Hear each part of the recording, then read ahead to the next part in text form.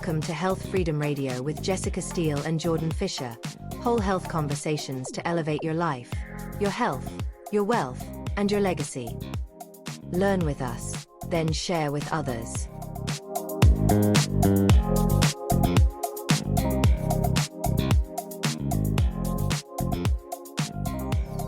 Right now, the vast majority of your patients, and honestly, probably a few of us too, still operate under this assumption that sleep is just, a passive pause button. Right, like a biological inconvenience you just have to endure until the alarm finally goes off. Exactly. But what they don't realize is that between 11 p.m. and 3 a.m., the glial cells in their brain literally shrink, like by up to 60%. It's a massive structural shift. It really is. The brain physically alters its own cellular architecture, opening up this specialized fluid network just so it can power wash neurotoxic plaque out of the skull. Yeah, and if that mechanism fails, you don't just wake up tired, you wake up neurologically compromised. Right, which brings us to the fundamental problem with the current paradigm. Welcome to this specialized deep dive into deep healing sleep, naturally. We are speaking directly to you today, our peer professional. Exactly. So whether you are a medical doctor, a nurse, a holistic practitioner, or just a serious student of restorative health, this audio program is engineered specifically for you.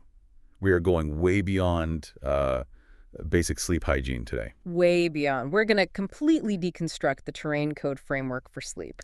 Yes.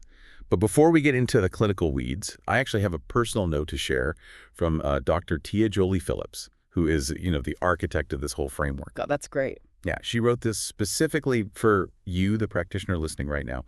She says, and I quote, "My wish is that you share this with your clients with the same love and care that I used in the creation of this and other sleep resources and tools." That's beautiful. It is, right? She says, "Your clients will appreciate you more than ever." I wanted to start there because it reflects such a profound respect for the body's innate intelligence. And for the practitioner-patient relationship, honestly, it sets the perfect tone. It really does. Because it underscores the core governing thesis of her entire clinical approach. What's fascinating here is that this thesis is a radical departure from the standard model. Completely. It states that deep sleep is not a mystery to solve, it's a condition to create. A condition to create. I love that phrasing. Right. The body isn't broken when it can't sleep. It hasn't, forgotten how to sleep. It's actually communicating perfectly. It's actively communicating a terrain-level deprivation or, a terrain-level threat. Exactly. Okay, let's unpack this right away. Because if sleep is a condition we create, how do we stop treating it as just time off and start treating it as the most metabolically active phase of human biology? Why are we seeing what the source text calls the Great Sleep Meltdown? Well, we have an entire culture treating sleep as an inconvenience. But clinically, if we connect this to the bigger picture, when I see a patient who has spent years shortchanging their sleep, I don't just see a tired person. Right. What do you see? I see someone stuck in a relentless catabolic state. During the day, human biology is built for outward energy expenditure, right? Catabolism. We break down tissues, we burn resources. We react to stimuli. Exactly. And the night is the counterbalance. It's the anabolic inward energy investment where we rebuild. But our patients are completely trapped in the catabolic phase. They are trapped because the biological terrain, and by that I mean the cellular chemistry, the microbiome, the inflammatory state, all of it is fundamentally unsupportive of that anabolic shift. Precisely. The terrain code posits that the body is inherently self-healing, but only provided the conditions are right. Right. You need the right environment. Yeah. So when you observe chronic exhaustion, you are looking at a system trapped in an acid-forming physiological state. It's characterized by chronic cortisol elevation and immune suppression. The modern patient is just living under a crushing allostatic load. And, allostatic load isn't just a fancy synonym for stress. No, not at all. It is the cumulative, measurable physiological cost of forcing the body to constantly adapt to an unsupportive environment. I actually often explain modern sleep hygiene to patients by comparing their nervous system to a car. Oh, the car analogy is great. Yeah, like telling a patient to put on blue light blocking glasses and make the room cold is like trying to force a transmission into park while the accelerator is still pinned to the floor. Right. The engine's RPMs are screaming at 6,000. Exactly. We keep focusing on the brake pedal, the sleep hygiene, without ever addressing the RPMs. And that's a localized solution for a systemic crisis. You simply cannot forcefully break a physiological system that is flooded with sympathetic neurochemistry. You have to lift the foot off the gas. Right. That is the difference between living in what Dr. Phillips categorizes as the green zone, a state of cellular abundance and regulatory precision, versus living under that massive allostatic load. So when the terrain is heavily burdened, the hypothalamus and the amygdala perceive the unresolved daytime stress as an active biological threat. Exactly. So as practitioners, we often see patients who do everything right. They have the dark room, no screens, but they still can't sleep. Yeah, let's bring in a hypothetical but very common case study here. A 45-year-old executive patient, she does everything we ask her to do right. Right. She bought the expensive blackout curtains. She has the cooling mattress. She stops eating at 6 p.m. She turns off her screens. But she sits in your office in tears because she still lies awake staring at the ceiling until 2 a.m. We see it all the time. So does this mean her allostatic load has fundamentally, altered her regulatory precision? Have we lost the physiological window? We haven't lost the window, but we really have to recognize that her brain's threat detection system is completely overriding her environmental cues. The amygdala does not differentiate between a looming board meeting and a predator outside the cave. That's a great point. It's all just a threat. Right. So despite the pristine dark room, the hypothalamus refuses to authorize the transition into deep restorative sleep. The biochemical conditions for safety just haven't been met. The systemic echo of her daytime catabolic state is literally drowning out the circadian signal of the dark room, which means we need to deeply understand what the brain is actually trying to accomplish when it finally does get clearance to downshift. We have to look at the architecture of the night. Yes, because if we are going to treat sleep as a highly active, metabolically intense state, we need to know the mechanics. We're moving way beyond the simplistic goal of just 8 hours of unconsciousness. Absolutely. Let's examine the 4 stages of sleep, specifically focusing on slow-wave sleep, or SWS. The source documentation emphasizes this non-negotiable window between 11 p.m. and 3 a.m.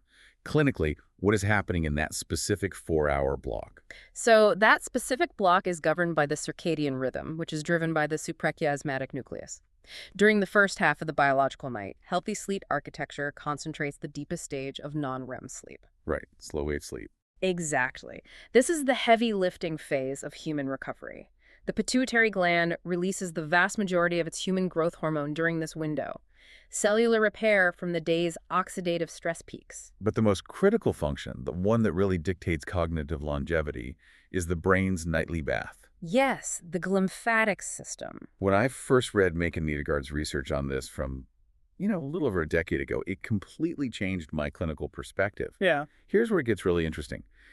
Think of the glymphatic system as a city's fleet of massive street sweepers. Oh, I like that.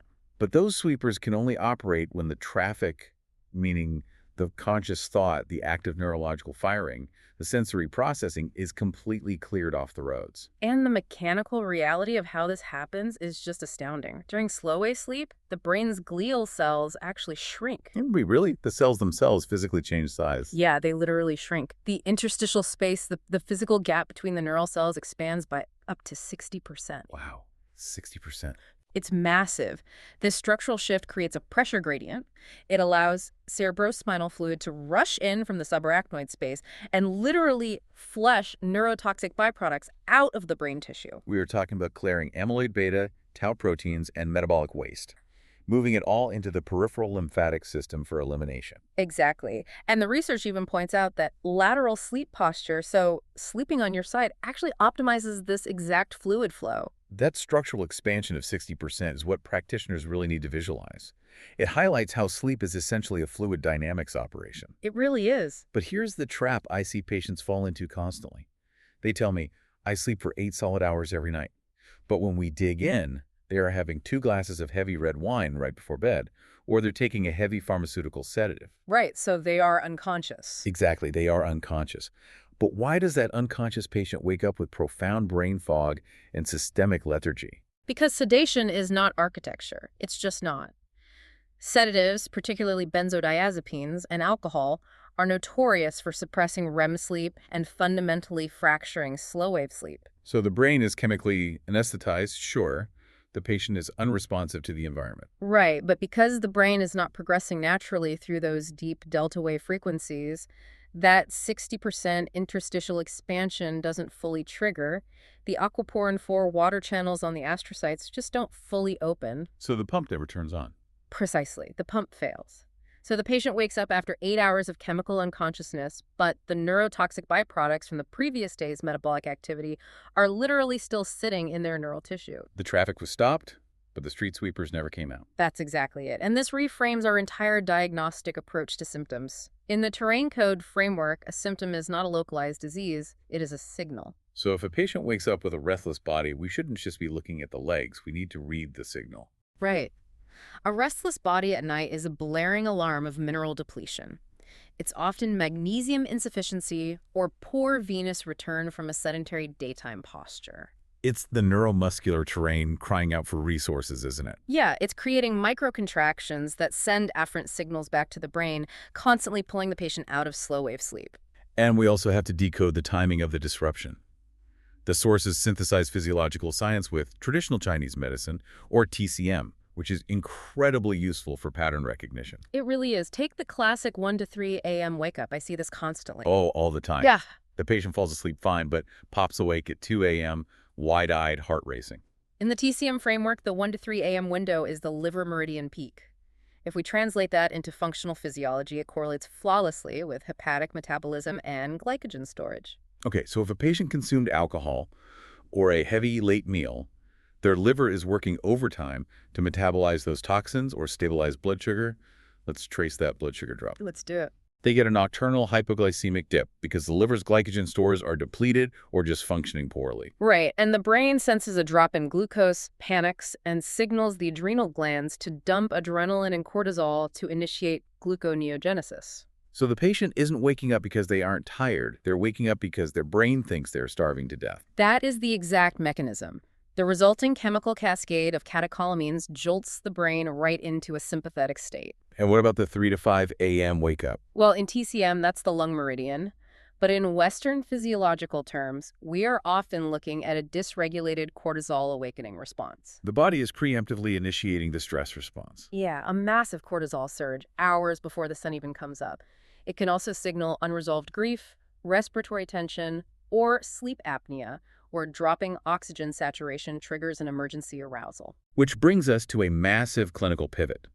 If the symptoms we see at night, the 3 a.m. wake-ups, the fragmented architecture, the lack of lymphatic clearance are actually signals of poor terrain, then the solution cannot begin at 10 p.m. No, absolutely not. We cannot expect the body to repair at night if it is starved of the foundational building materials during the day.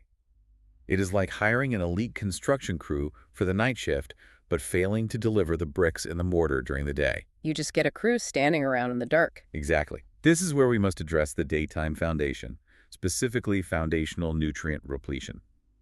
The Terrain Code framework highlights Live Pure Daily Build for this exact reason. It's vital to understand that Live Pure Daily Build is not a sleep aid in the traditional sense. It has absolutely no sedative properties. Right. It's a foundational liquid multivitamin and terrain repletion formula. To orchestrate the complex biochemistry of sleep, the central nervous system requires highly specific cofactors. Just consider the serotonin pathway for a second. Let's walk through it. So tryptophan converts to 5-HTP, which converts to serotonin, which eventually acetylates and methylates into melatonin in the pineal gland.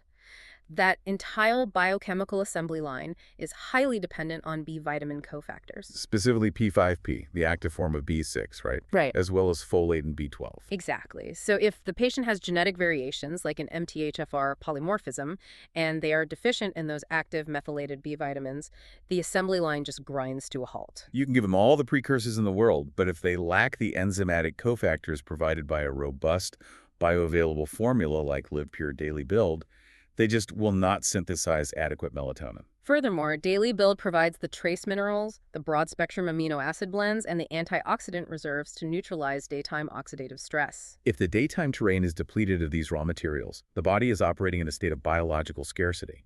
It simply cannot manufacture the stable neurochemistry required for the night. Right. And alongside that physical biochemical repletion, we have the systemic and energetic balance. The documentation introduces Live Pure Go Yin, leaning heavily into the traditional Chinese medicine lens of yin and yang. As practitioners, we really need to translate this energetic concept into clinical reality. We live in a profoundly yang-dominant culture. We do. Yang is pushing, producing, consuming, overextending. It is pure sympathetic dominance. And yin is cooling, receptive, restorative, parasympathetic energy. Live Pure Go Yin is a superfruit and adaptogenic herb blend designed to pull the patient back from that yang extreme. The clinical logic behind Live Pure Go Yin is undeniable. You cannot expect a human nervous system to suddenly become calm and receptive at 10 p.m. if the preceding 16 hours were spent in a state of hypervigilant, yang-dominant overdrive. The HPA axis, the hypothalamic pituitary adrenal axis, develops momentum. It does. Go Yin supports the daytime terrain by providing adaptogens that modulate the stress response in real time. It reduces the tension burden that would otherwise accumulate, compound, and eventually spill over into the night. It brings the nervous system back toward a center point of homeostasis long before their head ever hits the pillow. But many patients rely on afternoon caffeine just to function, right? I mean, how does that impact this daytime foundation? Oh, that's a huge point. Yeah. Let's push on this daytime regulation concept with a clinical reality, the afternoon crash. Our patients are hitting a wall at 2 p.m. Their energy plummets, so they grab a double espresso or a high-dose energy drink. Right. How does that localized decision impact the entire daytime foundation, and how does resourcing the terrain with something like Daily Build and Go Yin counteract it? Well, we have to dive into the mechanism of adenosine debt here. Adenosine is a purine nucleoside that continuously accumulates in the brain while we are awake. And it binds to specific receptors, progressively inhibiting neural activity and creating what we call sleep pressure, the biological drive to sleep. Exactly. And caffeine is an insidious molecular mimic. It perfectly matches the shape of the adenosine molecule and aggressively binds to those same receptors, effectively blocking them. But it doesn't clear the adenosine. No, it does nothing to clear it. The brain is still burning ATP, still producing adenosine. Caffeine just deafens the brain to the signal. You are borrowing wakefulness from tomorrow at an exorbitant interest rate. And when caffeine is finally metabolized and detaches from the receptor, that massive accumulated backlog of adenosine floods the synapses. The patient experiences a devastating crash. So what do? They consume more caffeine at 4 p.m. to fight the crash. And by the time 10 p.m. rolls around, their adenosine receptors are utterly confused, their cortisol is artificially elevated, and their core body temperature is too high to initiate the thermal descent required for sleep. It's exactly the problem. However, by supplying the terrain with the comprehensive nutrient profile in Live Pure Daily Build and the balancing adaptogenic botanicals in Live Pure Go Yin, you stabilize the patient's mitochondrial ATP production and modulate their stress response. You give them genuine, sustained daytime energy. This naturally reduces their reliance on those late afternoon stimulants that are fundamentally sabotaging their evening descent. You fix the night by rescuing the day. I love that. So we have built the daytime foundation. The body is resourced. The adenosine debt is managed. Now, the patient must transition into the night. They have to cross what the source material brilliantly calls the stress-to-sleep bridge. This is such a critical phase. It really is. Because if daytime stress chemistry carries over, the brain's threat detection system will block the architecture of sleep. And I want to spend significant time here because the documentation details one of the most fascinating and destructive biochemical mechanisms in modern medicine. The IDO1 shunt. Yes, the IDO1 shunt. Practitioners, if you only take one concept away from this deep dive, let it be this. What is happening chemically when a patient is highly stressed, inflamed, and cannot sleep? This pathway explains so much of the chronic insomnia we see. We previously discussed how the amino acid tryptophan is the crucial precursor for serotonin, which then becomes melatonin. Right, that is the ideal healthy pathway. However, when a patient is under chronic psychological stress or dealing with hidden systemic inflammation, maybe a gut infection, or heavy environmental toxic load, their immune system produces inflammatory cytokines. Particularly interleukin-6 and TNF-alpha, right? The cytokine storm. Yes. And those specific cytokines dramatically upregulate an enzyme called IDO1, which stands for indoleamine 2-cover-3 dioxygenase. And when IDO1 is activated by inflammation, it literally shunts or steals the tryptophan away from the serotonin and melatonin pathway. Diverts it down an entirely different biochemical route called the kynurenine pathway. So the body is actively destroying its own sleep precursors to deal with the inflammatory fire. It's triaging. It thinks fighting the inflammation is more important than sleeping. It is triaging, but the downstream effects are catastrophic for the brain. That kynurenine pathway doesn't just deprive the body of melatonin, it produces a neurotoxic metabolite called quinolinic acid. And quinolinic acid is a highly potent agonist of the NMDA receptors in the brain. Exactly. NMDA receptors are excitatory. So consider the double blow here. Not only is the brain starved of the calming, sleep-inducing chemistry of serotonin and melatonin, it is simultaneously being flooded with a compound that hyperactivates the nervous system. Wow. So inflammation literally transmutes your sleep chemistry into hyperarousal chemistry. Think about what that looks like in the clinic. When a patient sits across from you and says, "Doc, I am exhausted, my bones ache, my eyes are burning, but the second my head hits the pillow, my brain turns on like a television." I am tired but wired. Exactly. We used to write that off as anxiety. But they are giving you a perfect verbal description of the IDO1 shunt and quinolinic acid activation in real time. It is not a psychological failing. It is an inflammatory biochemical reality. So what does this all mean for treatment? Which is precisely why the Live Pure Serene formula is positioned as the crucial stress-to-sleep bridge. Live Pure Serene is constructed entirely on adaptogenic and neuromodulating logic. It utilizes ashwagandha KSM66, holy basil, also known as Tulsi lemon balm, L-theanine, and magnesium. The primary clinical objective of this formula is to buffer the HPA axis, downregulate the systemic cytokine load, and subsequently quiet the IDO1 enzyme. Yeah. But let me play devil's advocate from a pharmacological perspective here. Sure.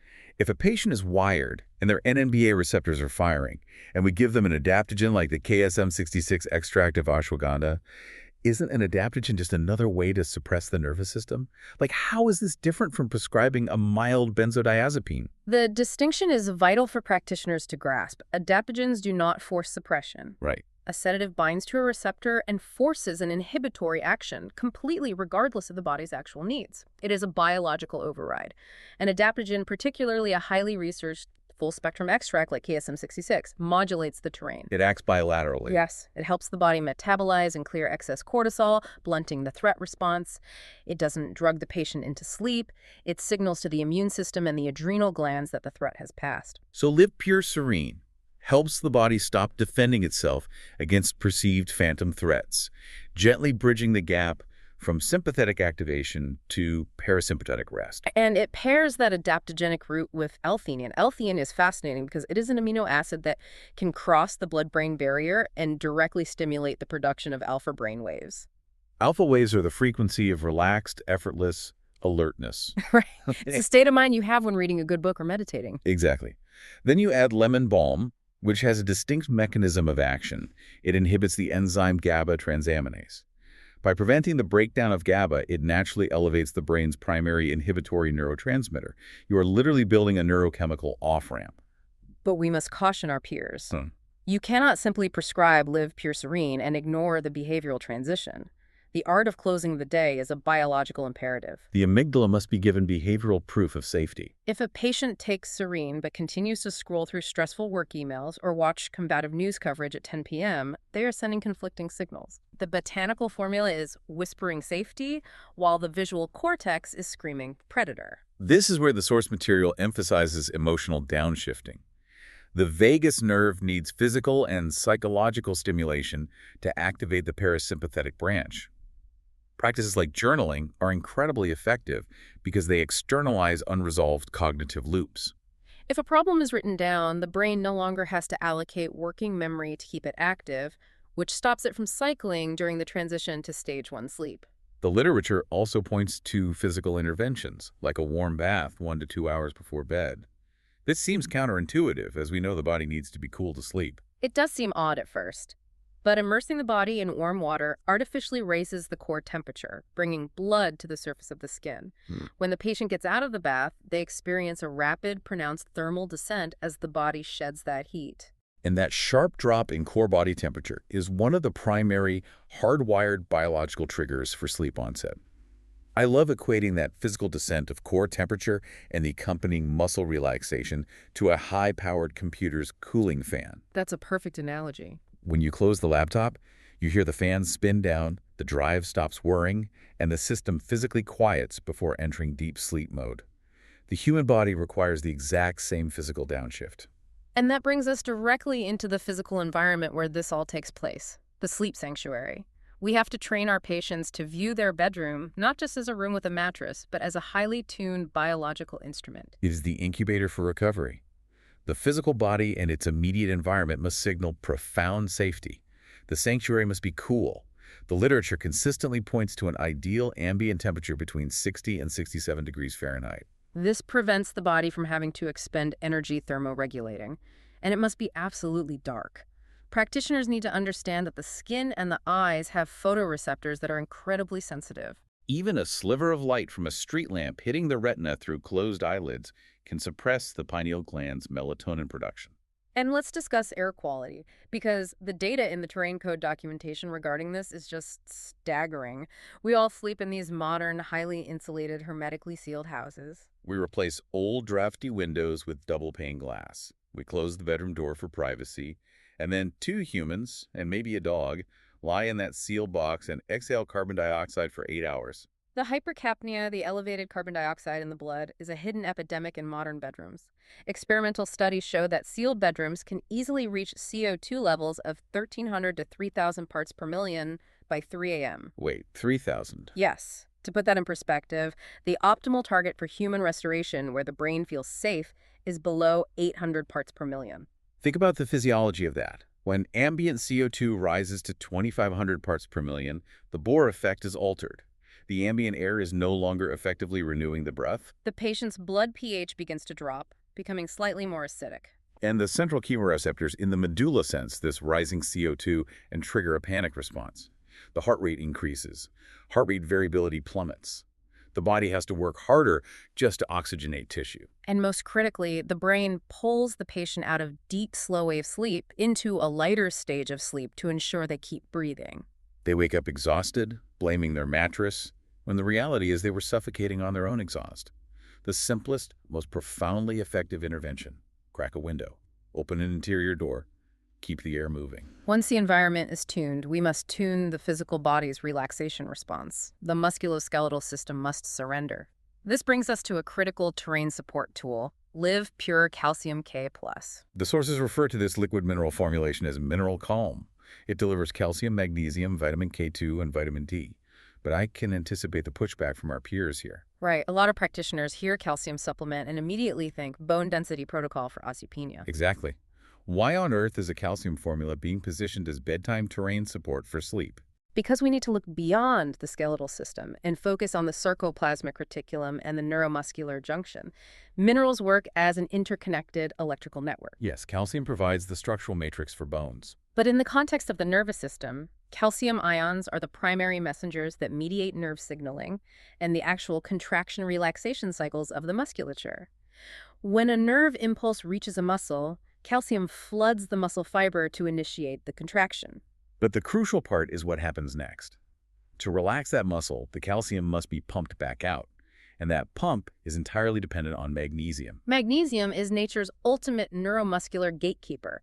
It acts as a natural calcium channel blocker. So if a patient is magnesium depleted, which the vast majority of our stressed catabolic patients are all merged, the calcium gets trapped inside the muscle cell. The muscle cannot fully release. Which manifests clinically as that restless body syndrome, nocturnal leg cramps, or just a general pervasive physical tension. The patient's mind might be quieted by the adaptogens in Live Pure Serene, but if their muscles are micro-twitching and tense from a calcium-magnesium imbalance, the averlymph nerve signals continuously bombarding the brain will fracture their sleep architecture. By supplying Live Pure Calcium K+, you are providing the exact mineral currency the body needs to orchestrate the physical softening of the tissue. And the formulation logic of including vitamin D and K2 is essential. We know from cardiovascular research that unescorted calcium can precipitate into soft tissues or the endothelial lining of arteries. Right. Vitamin D ensures the calcium is absorbed from the gut, and vitamin K2 acts as the biological traffic cop, directing the calcium away from the arteries and soft tissues and driving it directly into the skeletal matrix where it belongs. It optimizes the entire cellular mineral economy. While we are discussing physical tension, we really must address an off-list adjunct mentioned in the framework: organic sulfur, or MSM. At first glance, a connective tissue and joint supplement might seem totally out of place in a sleep protocol, but we have to look at the pain and inflammation terrain. The extracellular matrix. If a patient is suffering from an undersulfated extracellular matrix, their connective tissue becomes rigid. They experience joint stiffness, fascial restriction, and low-grade inflammatory discomfort.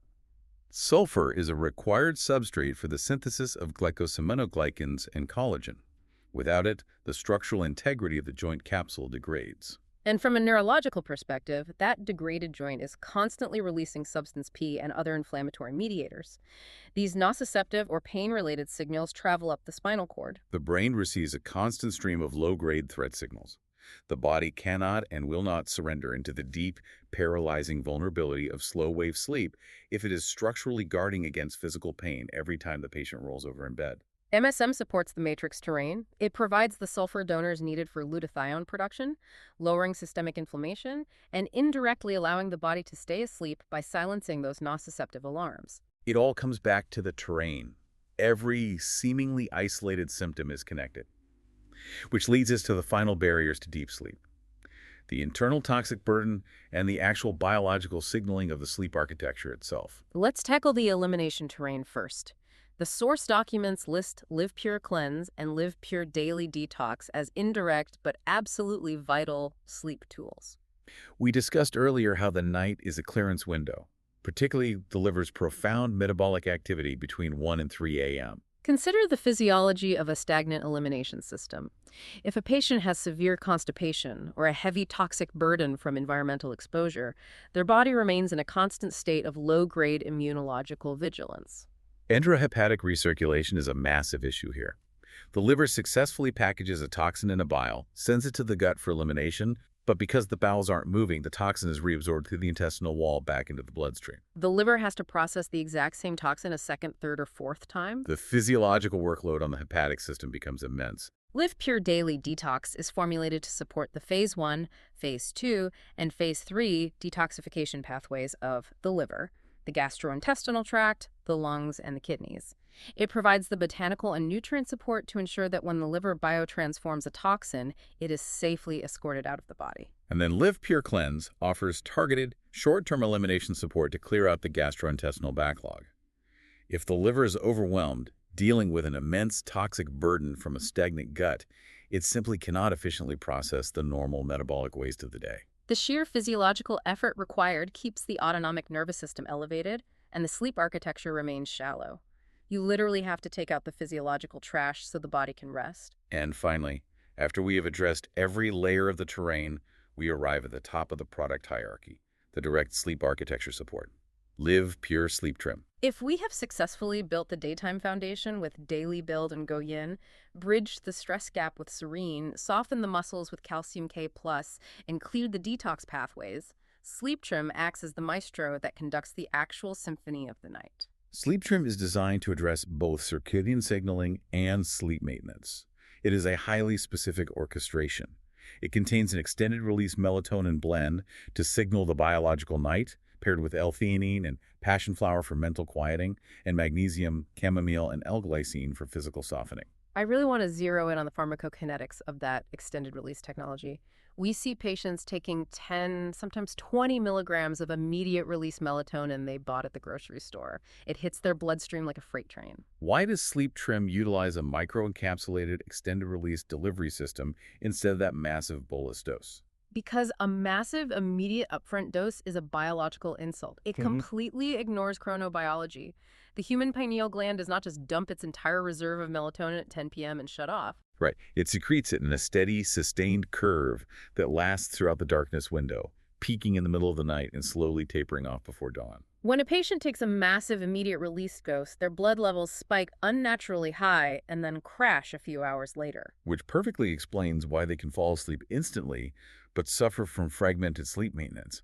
They wake up at 2 a.m. wide awake because the chemical signal for nighttime just completely vanished from their bloodstream. Precisely. The microencapsulated extended-release delivery in Live Pure Sleep Trim is designed to mimic the continuous natural architecture of the pineal gland. It releases a slow, steady stream of melatonin, which keeps the biological night signal active in the brain, supporting the continuity of the sleep cycles. And the combination of that extended signaling with L-glycine is brilliant formulation. Glycine is an inhibitory amino acid that acts as a coagonist at the NMDA receptor, modulating that excitatory pathway we discussed with the IDO1 shunt. But more importantly, peripheral administration of glycine has been clinically shown to lower core body temperature by increasing blood flow to the extremities. It physically facilitates that thermal descent. Plus, it is one of the 3 amino acids required for glutathione synthesis, supporting the antioxidant terrain. Live Pure Sleep Trim is not a knockout agent. It is a synergistic orchestration that mimics and supports the body's natural sequential descent into profound rest. It signals the night, quiets the mind, softens the physical body, and sustains the architecture. It is the perfect capstone to a fully resourced terrain. Let's pull all this together because we have covered immense clinical ground today. We are looking at a cohesive whole system terrain plan. You resource the day with the enzymatic and nutrient foundations of Live Pure Daily Build and the TCM adaptogenic balance of Live Pure Go Yin. You clear the physiological burden with Live Pure Daily Detox, Live Pure Cleanse, and MSM. You bridge the evening stress gap and downshift the HPA axis with Live Pure Serene. You physically soften the neuromuscular junction with Live Pure Calcium K+. And finally, you signal the biological architecture of the night with Live Pure Sleep Trim. But crucially, as Dr. Phillips stresses, these tools are secondary. They are biochemical supports to be used alongside optimizing light exposure, breath mechanics, and the biological safety of the sleep sanctuary. That is the essence of terrain medicine. When you optimize the terrain, sleep transforms from a nightly battle, a source of profound clinical anxiety, into a protected nightly laboratory. It becomes the window where the body's innate vital force rebuilds human resilience from the inside out. I challenge every practitioner listening to consider this. Changing a patient's sleep doesn't just cure their fatigue. When you restore the conditions for slow-wave sleep and lymphatic clearance, you radically alter their daytime biological sovereignty. You change their immune resilience, their emotional regulation, and their cognitive longevity. You give them their life back. That is a powerful paradigm shift. We have to stop looking at chronic exhaustion like a static broken bone on an X-ray. You can't capture the flowing river of the biological terrain with a single snapshot. The night is not an absence of life. It is the very foundation of it. For our peer professionals listening, your next step is to head directly to targetedneeds.com and navigate to the sleep section. That is where you will find the recording of this audio program, related deep dives, downloadable clinical PDFs, and self-health tools for immediate implementation in your practice. And for those who want to explore the larger whole life framework that dictates everything we discussed today, you can download the full manual at theterraincode.com. It is an indispensable resource for any practitioner serious about restorative health. It truly is. Start treating the night with the sovereignty it deserves. Examine the terrain and watch how the body responds.